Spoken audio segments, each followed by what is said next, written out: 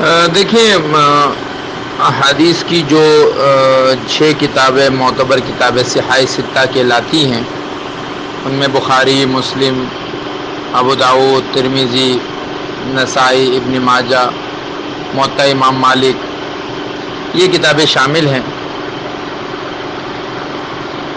احادیث مطہرہ پر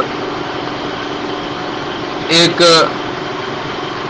سرسری نظر اگر ڈالی جائے تو آپ علیہ الصلوۃ والسلام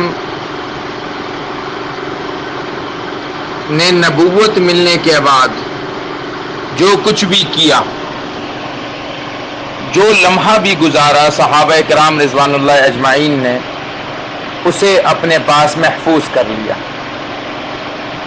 عبداللہ ابن عمر بن عاص، عبداللہ ابن مسعود، یہ صحابہ ہیں جنہوں نے باقاعدہ یہ بات بتائی ہے کہ وہ احادیث کو لکھا کرتے تھے۔ حضرت ابو ہریرہ رضی اللہ تعالیٰ عنہ نے اللہ کے نبی سے شکایت کی کہ یا رسول اللہ مجھے کچھ یاد نہیں رہتا۔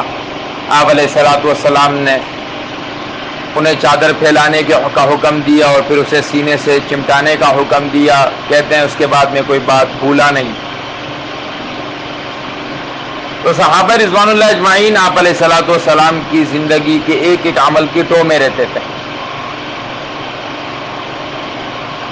اور آپ علیہ الصلوۃ والسلام کے ایک ایک عمل کو نوٹ کرتے رہتے تھے۔ ایک آدمی کی 23 سال کی زندگی، اور پھر اس 23 سال کی زندگی کے ایک ایک لمحے، ایک ایک عمل، ایک ایک حرکت کو جب نوٹ کیا جائے تو پتہ نہیں کتنے لاکھوں حدیثیں بن سکتی۔ آپ علیہ الصلوۃ والسلام کی دنیا سے جانے کے بعد صحابہ کے سامنے جب کوئی معاملہ پیش آتا تو وہ ایک دوسرے سے پوچھتے تھے کہ کیا تم نے یہ بات حضور صلی اللہ علیہ وسلم سے سنی ہے؟ اگر پھر بھی تسلی نہیں ہوتی تو کہتے کہ بھائی اس پر کوئی دلیل ہے تمہارے پاس، کوئی گواہ ہے؟ ایک صحابی آیا، عمر رضی اللہ عنہ کا دروازہ کھٹکھٹایا، 3 مرتبہ کھٹکھٹانے کے بعد چلے گیا۔ عمر نکلے تو ایسا کیوں کیا؟ کہا میں نے حضور صلی اللہ علیہ وسلم سے سنا۔ نے کہا کوئی ہے گواہ تمہارے پاس؟ ایک محفل میں گئے کہ کون کون ہے جو اس بات کی گواہی دے؟ کئی سارے صحابہ نے کہا یہ ہم گواہی دیتے ہیں۔ تو حدیث کو آپ علیہ الصلوۃ والسلام کے صحابہ بھی اس کی چاند فرق کرتے تھے کہ بات جو کہنے والا ہے وہ اس بات کو کہہ رہا ہے، کہیں وہ بھولا ہے تو نہیں ہے، کہیں اس کے سننے میں غلطی تو نہیں ہوئی۔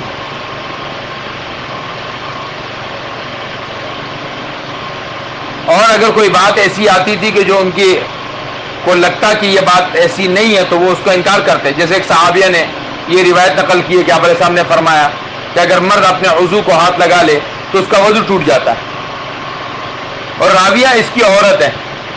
تو ایک صحابی نے کہا کہ ہم کیسے ایک عورت کی بات پر اعتبار کرے، ہمیں معلوم نہیں ہے نسیت ام ذکرت، کہ اس کو یاد بھی ہے کہ بھول گئی ہے۔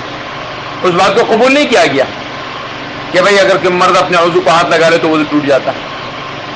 تو صحابہ بھی احادیث میں اس بات کو دیکھتے تھے، اور پھر یہ سلسلہ تابعین کے دور میں بھی، تبع تابعین کے دور میں بھی آیا کہ جو آدمی جو بات کہے حضور صلی اللہ علیہ وسلم کی نسبت کر کے اس آدمی کے سے پوچھا جائے کہ تم نے یہ بات کس سے سنی ہے۔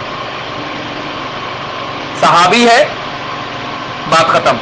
تابعی ہے تو تم نے کس سے سنی ہے، کون سے صحابی سے سنی؟ اور ابن شہاب الزہری نے پہلی مرتبہ احادیث پر ایک باقاعدہ جامع کتاب لکھی، اور اس کے بعد پھر یہ سلسلہ چلتا رہا کہ احادیث پر کتابیں لکھی جاتی تھی، اور ان کتابوں کو لکھنے کا جو طریقہ یہ تھا کہ جب کوئی روایت کوئی آدمی بیان کرتا تھا تو اس آدمی سے اس کے استاد کے بارے میں پوچھا جاتا تھا، اس استاد کے بارے میں پوچھا جاتا تھا، یہاں تک کہ وہ بات کسی مستند شخص تک پہنچتی اور صحابی تک پہنچتی، اور صحابی کے بعد پھر نبی علیہ السلام تک پہنچتی۔ اب اگر کہیں پر کوئی بیان کرنے والا ایسا ہوتا کہ اس کے بیان کہ اس کے بارے میں یہ خدشہ ہوتا کہ یہ آدمی جھوٹ بھی بول سکتا ہے، تو اس آدمی کی روایتوں کو بالکل جو ہے وہ ناقابل اعتبار قرار دیا جاتا تھا۔ کہیں پر ایسا ہوتا کہ راوی جھوٹا تو نہیں ہے لیکن ہو سکتا ہے کہ وہ بھول گیا ہو، ہو سکتا ہے کہ اس سے بھول کا امکان ہو. تو ان تمام صورتوں میں روایت کو ضعیف قرار دیا جاتا تھا.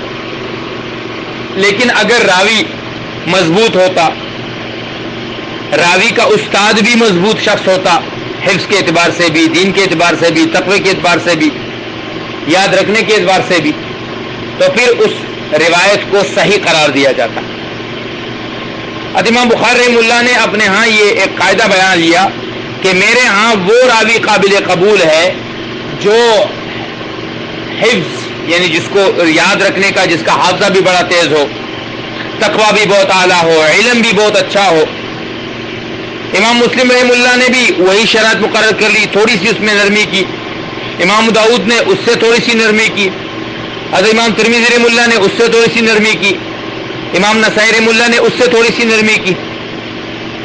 تو ان نرمیوں بعض راوی امام ترمذی کے نزدیک بالکل مضبوط راوی ہے، امام بخاری کہتے نہیں میرے نزدیک مضبوط نہیں ہے. تو اس اعتبار سے یہ مختلف کتابیں ان کی کیٹیگریاں بنی کہ کسی کتاب میں بہت اعلیٰ درجے کی حدیثیں ہیں سند کے اعتبار سے، کسی میں تھوڑی سی درجے کی کم ہے، کسی میں اور درجے کی کم ہے.